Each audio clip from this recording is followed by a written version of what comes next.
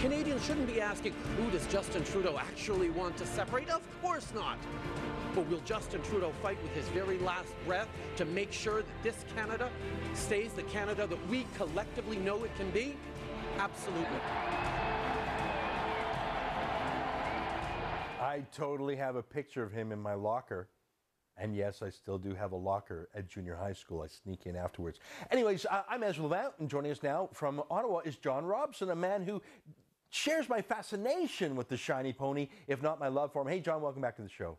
Thank you. Good to be here. I mean, I poke fun at the shiny pony, as I call Justin Trudeau. And by the way, he only has a few weeks left where he's going to be beautiful. I think after Senator Patrick Brazeau boxes with him, I don't think the shiny pony is going to be quite as pretty anymore.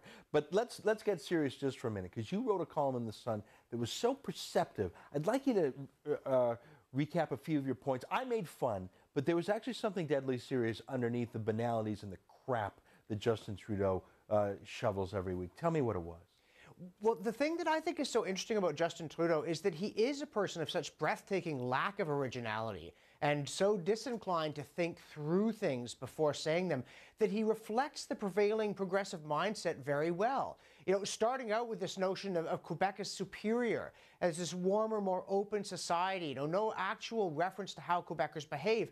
And you might say, well, this is absurd, but it's the way Quebecers, and to a large extent the political elite in the rest of the country, do think about Quebec. So that alone is worth hearing. Then there's this thing about the Harper people going in an un-Canadian direction. You know, again, if someone on the right described something on the left as un-Canadian, they'd be accused of a McCarthyite witch hunt. But on the left, there is this feeling that the right is just plain illegitimate. For instance, at one point in his third-person soliloquy about how grand Justin Trudeau is, he said that back in the 80s with Brian Mulroney, you didn't necessarily love him or agree with his vision, but that he did have the sense of a larger Canada. Now, that's not how the left felt about Brian Mulroney at the time. At the time, they thought that he was destroying the country, that he was illegitimate, because to them, conservatism, even when it's the Harper brand of big spending, socially liberal conservatism with pandas from China, isn't just wrong, it's beyond the pale. Mm-hmm. And by extension, you see this with Justin Trudeau, no matter what he actually says or does, he's better than his opponents, which means he doesn't actually think much about what he's doing or saying, because he doesn't have to have this inherent superiority.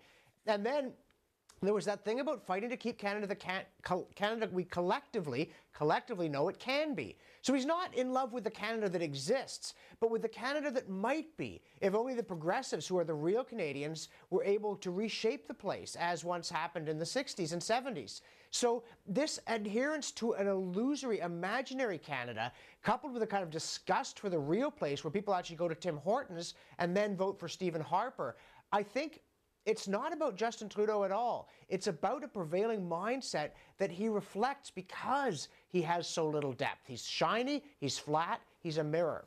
You know, it's funny. His father, at this same age, I mean, I disagreed with about 99% of what he did, but at least he was a thinker, even if his thoughts were in the wrong direction. He was a doer, he was accomplished, he was a lawyer, he was a justice minister, he was an entrepreneur, he was a publisher, he was a poet, he was a traveler, he was a thinker. Justin is a part-time substitute teacher, but he is held up as this vessel in which the progressive hopes are kept. I mean, other than his name, is there anything to Trudeau? And does he think he's anything more than a name? I mean, maybe he's just like Paris Hilton, someone who inherited wealth and a name and a hot bod and is milking it for every drop they can. Does he think he's more than Paris Hilton, John? Well, you know, honestly, I think being born famous is in many ways an affliction and not a blessing. You know, say if his name was not Justin Trudeau, we would never have heard of him. In point of fact, if his name was not Justin Trudeau, maybe he would have been a little more energetic in applying himself to life's challenges and a little less sure that he was the greatest thing since, well, you know who. And maybe we would have heard of him. But as is, it's a very sad thing to see so many people put so much hope into him. Now, I must say it's true. His father had a lot of energy. His father had a kind of charisma, but he was also very daft. You know, in World War II, he was larking around the countryside in a German helmet, scaring people, having kind of missed the fact that Hitler mattered. And years later in his memoirs, he talked about, oh, well, people had this hysteria about submarines in the St. Lawrence. You know, I don't really know if the St. Lawrence was full of U-boats or not. I mean, okay, understand a bit at the time. You're insular, you're from Quebec. It's a closed society. But how does he not know after being Prime Minister that there really was a Nazi U-boat menace in the St. Lawrence during World War II when Canadians died in the St. Lawrence fighting U-boats? There was a profound silliness. This is, long live Fidel Castro, this kind of nonsense that came out of Pierre's mouth. He was probably more intelligent. He was quicker on his feet. He was steelier. But he was also a profoundly foolish person. And in that sense, I'm sorry to say, Justin seems to me to be walking in his father's footsteps. It's a pity that's the main way he seems to be doing it. Yeah. Well, listen, let me ask you. I mean, I saw the scrum when he gave that high school drama lecture and stomped off. Some reporters sort of laughed at him and said, come on.